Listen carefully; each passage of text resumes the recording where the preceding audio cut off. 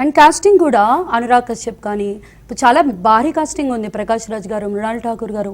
So ఇంత casting plan చేశారు. అటు బాలీవుడ్కి ఇటు ఇక్కడికి టాలీవుడ్కి రెండింటికి యాప్ట్ అయ్యేలా కూడా ఉంది. Yeah, every actor both Hindi ప్రేక్షకులకి తెలుగు ప్రేక్షకులకి తెలిసిన వాళ్ళు అయి ఉండాలి. అనురాగ్ కశ్యప్ గారు ఇక్కడ తెలుగులో ఇప్పుడు యాక్ట్ చేయకపోయినా ఆయన మహారాజా వలన ప్లస్ ఆయన డైరెక్ట్ చేసిన సినిమాల వలన మన తెలుగు యువతకు బాగా తెలుసు. సో ఆయన్ని తీసుకురావడం జరిగింది. ఓకే, సో హిందీలో కూడా స్ట్రాంగ్ ఫ్యాన్ బేస్ స్టార్ట్ అయింది కాబట్టి so straight Hindi cinema expect చేయొచ్చా మీ దగ్గర నుంచి? ఇది స్ట్రైట్ హిందీ సినిమానండి.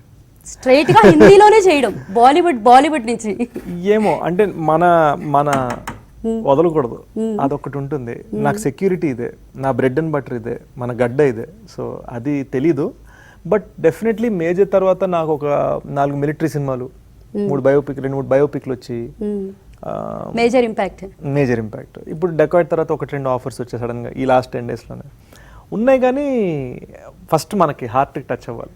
మనం ఏదన్నా మనసుతోనే డెసిషన్ తీసుకుంటాం.